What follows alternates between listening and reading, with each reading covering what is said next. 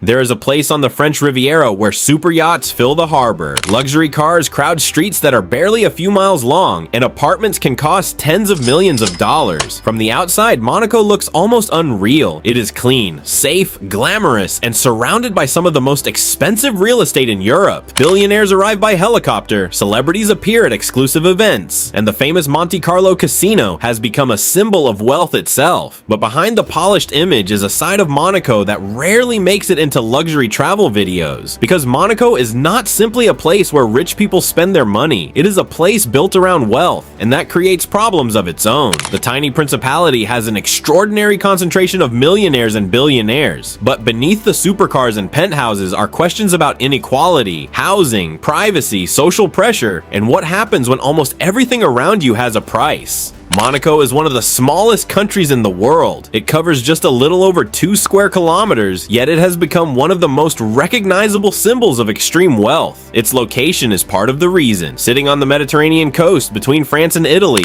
Monaco offers spectacular views, a mild climate, political stability, and an image of exclusivity that has been carefully built over generations. But geography alone does not explain why so many wealthy people want to live there. The real attraction is money. Monaco is famous for its favorable tax environment, particularly its lack of personal income tax for most residents. For someone earning millions every year, that difference can be enormous. Suddenly, moving a short distance across the border can mean keeping far more of your wealth. And when the people arriving are already extraordinarily rich, the effect becomes much bigger than simply reducing a tax bill. It creates an entire economy designed around high net worth individuals. That economy is visible almost everywhere. Walk through Monaco and you quickly notice that ordinary looking streets can contain extraordinary amounts of money. A luxury vehicle can sit outside a building whose apartments are worth millions. A yacht in the harbor may represent hundreds of millions of dollars in assets. Restaurants, hotels, private banking services, real estate agencies, security companies, and luxury retailers all benefit from the same ecosystem. Monaco does not need to manufacture millions of products or operate huge industrial complexes to create its image of prosperity. Its business model is much simpler. Attract wealthy people, provide them with an environment designed around their needs, and build an economy that can support them. For the people who can afford it, the system can feel almost perfect. But the more successful Monaco becomes at attracting wealth, the harder it becomes for people who do not already possess it to survive there. The clearest example is housing. Monaco has some of the most expensive real estate in the world, and space is one of the principality's most valuable commodities. There is simply not much land available. The country cannot expand inland because it is surrounded by France, and it cannot easily expand sideways because the Mediterranean is directly in front of it, so developers have increasingly looked upward and outward. High-rise residential towers dominate the skyline, while ambitious land reclamation projects have created new areas along the coast. But even with this construction, demand remains intense. For an average worker, renting or buying a home inside Monaco can be extraordinarily difficult. This creates a strange contradiction. Thousands of people work in Monaco every day, but many of them cannot realistically afford to live there. They commute from neighboring parts of France and Italy, crossing the border as part of a daily routine that separates the place where they work from the place where they can actually afford to live. And this reveals one of Monaco's biggest hidden realities. The billionaire lifestyle depends on an enormous workforce. Someone has to manage the hotels, clean the apartments, maintain the yachts, prepare the food, drive the cars, provide security, work in restaurants, operate businesses, maintain buildings, and perform the countless services that make luxury possible. Yet the people providing those services do not necessarily share in the wealth surrounding them. Monaco can therefore look like a paradise while relying on an economic structure in which many workers live elsewhere because the paradise itself is too expensive for them. The contrast is easy to miss when you are watching a supercar drive past a casino, but behind every luxury experience is a network of ordinary workers making that experience possible. Then there is privacy. For wealthy people, privacy is not simply a luxury. It can become a necessity. Billionaires, celebrities, business owners, and public figures often have reasons to keep their personal lives away from the public. Monaco's reputation as a secure and discreet environment makes it attractive to people who have spent years trying to protect their wealth and personal lives. But that same environment creates an unusual atmosphere. In a place this small, the world's wealthiest people are concentrated into an area where everyone knows that everyone else is rich. A billionaire can walk through a neighborhood and pass another billionaire without anyone finding it particularly unusual. The result is a culture where extraordinary wealth can begin to feel normal, and perhaps that is one of the most psychologically interesting aspects of Monaco. In most places, owning a luxury car makes you stand out. In Monaco, it may barely get a second look. A yacht is not necessarily a once-in-a-lifetime symbol of success. It can simply be part of the scenery. A multi-million-dollar apartment is not unimaginable. It may be the building across the street. When extreme wealth becomes the baseline, the definition of luxury changes. What once seemed impossible can suddenly feel ordinary, and that creates a strange form of social pressure. If your neighbor has a yacht, your car is no longer impressive. If another person owns a penthouse overlooking the Mediterranean, your expensive apartment may suddenly feel small. In an environment built around status, there is always another level to reach. This is where the darker side of billionaire culture becomes more complicated. Wealth can provide freedom, but extreme wealth can also create isolation. The people around you may have access to almost everything, but genuine relationships can become harder to evaluate. Is someone interested in you or in your money? Is a business opportunity based on trust or on the size of your bank account? For people whose wealth is visible before they even introduce themselves, it can be difficult to know where financial relationships end and personal relationships begin. Monaco's environment does not necessarily create this problem, but its concentration of wealth can amplify it. The principality's most famous symbol of luxury is probably the Monte Carlo casino. For more than a century, the casino has represented glamour, wealth, risk, and exclusivity. It has appeared in films, attracted celebrities, and become part of Monaco's international identity. But gambling has another side. The casino's image is built around the fantasy of enormous wealth changing hands in an instant. For someone who already has millions, losing a large amount of money may be an inconvenience. For someone chasing wealth, the same environment can encourage dangerous behavior. The glamorous image of gambling rarely focuses on the people who lose. It focuses on the winners, the champagne, the expensive cars, and the dramatic atmosphere. Monaco's luxury culture works in a similar way. It shows the result of wealth far more often than it shows the cost of obtaining or maintaining it. Another contradiction is the relationship between Monaco and the environment. The principality has invested in sustainability and environmental initiatives, but its luxury lifestyle naturally comes with a significant resource footprint. Super yachts consume enormous amounts of fuel and require substantial maintenance. Private aviation allows wealthy individuals to travel quickly, but it also produces significant emissions. Huge apartments require energy, luxury events require logistics, and the constant movement of high-end goods creates its own environmental impact. Monaco is surrounded by one of the most beautiful marine environments in Europe, yet its reputation for luxury is closely connected to industries that can place pressure on that environment. The country has to balance two identities: a modern state trying to promote sustainability and a luxury destination whose appeal depends partly on conspicuous consumption. There is also a deeper question about what Monaco represents. In a world where the gap between the extremely wealthy and everyone else is increasingly discussed, Monaco can look like a physical manifestation of economic inequality. It is a place where someone can spend more on a home than another person could earn in several lifetimes. That does not automatically make Monaco immoral or its residents irresponsible. Wealth has many sources, and people have different reasons for choosing where they live, but the concentration of wealth makes the contrast impossible to ignore. Just across the border, ordinary communities face the same pressures seen in many expensive European regions: rising property prices, limited housing, and the challenge of maintaining a middle-class lifestyle. The difference is that in Monaco, those pressures exist next to some of the world's greatest concentrations of private wealth. Yet perhaps the biggest misconception is that Monaco is simply a playground for billionaires. It is more complicated than that. Monaco is a functioning country with schools, hospitals, police, businesses, families, workers, and a permanent population. Not everyone who lives there owns a yacht or drives a supercar. Many residents are simply professionals who have built careers in finance, hospitality, real estate, or other industries. The billionaire image is powerful because it is visually attractive, but it does not represent every person who calls Monaco home. The challenge is that the image has become so dominant that it can hide the ordinary reality underneath it. The country is also an example of how modern economies increasingly compete for wealthy individuals. Governments around the world want investment, entrepreneurs, companies, and high-income residents because wealthy residents spend money, create demand for services, purchase property, and contribute to certain parts of the economy. Monaco has built an especially strong version of this model. Its success demonstrates how valuable exclusivity can become. When a location is scarce, secure, prestigious, and difficult to access financially, the price of entry can rise dramatically. Monaco's limited size actually strengthens its brand. There will never be endless apartments overlooking the Mediterranean. There will never be unlimited waterfront. Scarcity creates value, and Monaco has turned scarcity into an economic strategy. But there is a paradox hidden inside that success. The more desirable Monaco becomes, the more expensive it becomes. The more expensive it becomes, the harder it is for ordinary people to live there. And the harder it becomes for ordinary people to live there, the more Monaco's identity shifts toward an enclave for the wealthy. This can reinforce the very image that made it successful in the first place. Wealth attracts wealth. Luxury attracts luxury. Expensive property attracts investors who expect prices to remain high. Eventually, the entire environment begins to function as a self-reinforcing system. So, is Monaco a paradise? For someone with enough money, perhaps it can be. Imagine waking up above the Mediterranean, walking down to a marina filled with super yachts, having lunch in a world-class restaurant, and knowing that some of Europe's most famous destinations are only a short drive away. There is genuine beauty in Monaco, and its safety, infrastructure, climate, and location are real advantages. The wealthy people who choose to live there are not necessarily trying to escape reality. Many are simply choosing a place that offers them a lifestyle they value. But paradise looks different depending on where you stand. From the deck of a yacht, Monaco can look like the ultimate reward for success. From an apartment across the border, it can look like a place where housing has become almost impossible to afford. From the perspective of a billionaire, $1 million